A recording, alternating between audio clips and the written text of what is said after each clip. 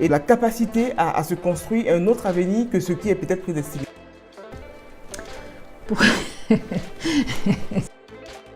Je vois ça de façon positive, je pense que ça va m'apporter en effet là où j'ai besoin. Moi, ce qui m'a toujours frappé dans les différents quartiers, c'est quand il y a des soucis, les familles sont très solidaires. Les Mureaux, c'est une ville de 32 000 habitants, très dynamique, avec plein de projets. C'est une ville où il y a beaucoup de jeunes, plus d'un tiers de la ville qui a moins de 20 ans. C'est une ville qui est très verte, et il faut dire que depuis plusieurs années, on a développé au maximum tout cet aspect développement durable, nature, biodiversité, et on a planté des milliers d'arbres. Alors nous avons tout un tas de forces et puis un certain nombre de difficultés. Du côté des forces, bon, il y a cet environnement, il y a le fait qu'on est très très bien placé par rapport à Paris. On a toute une activité industrielle. Dans les difficultés, on s'aperçoit qu'il y a quand même une grosse partie des habitants qui sont sous le seuil de pauvreté. Je suis Anne-Denise Dao, directrice du PTCE Vive les Mureaux.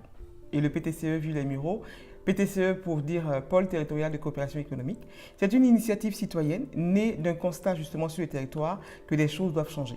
En fait, le PTCE n'a pas de public cible très réduit, c'est tout le territoire muretin qui serait bénéficiaire demain. Parce qu'on a 3 axes de travail qui sont en fait le vivre ensemble qui touche du coup tout le territoire, le travailler qui touche tout le territoire et rencontre visiter qui touche aussi tout le territoire.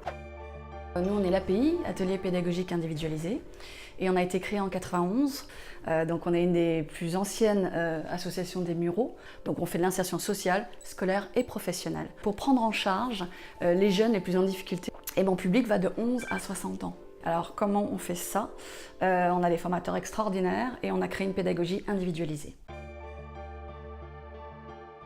C'est la difficulté financière parce qu'on dépend à 100% des subventions. Ce qu'on a inventé est tellement nouveau pour eux-mêmes, donc les lignes budgétaires ne suivent pas encore. Donc on est obligé de répondre à des appels à projets en essayant de convaincre qu'on peut, voilà. Donc c'est un peu ça la difficulté, mais c'est propre à nous parce qu'on est nouveau sur le territoire.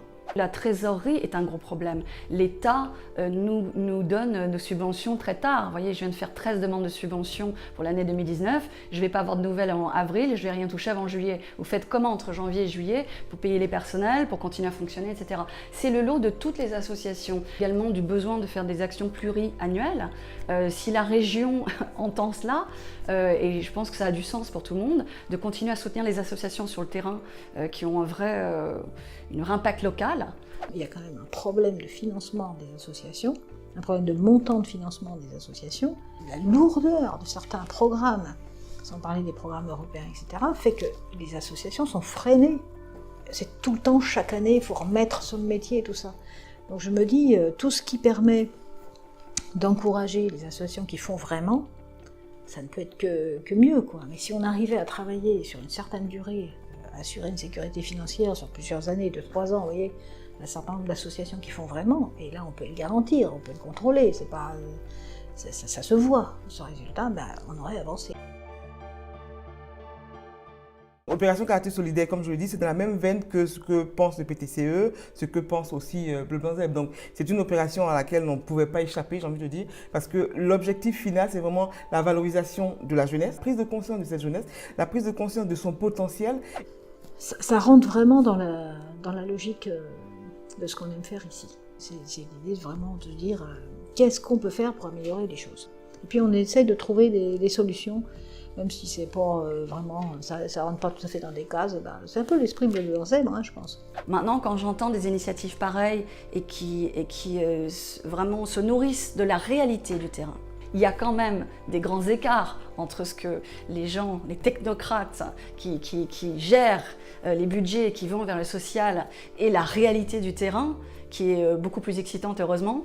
Voilà, il y a un gap énorme et je trouve intéressant que des gens s'y intéressent et vont peut-être nous permettre de réduire ce gap.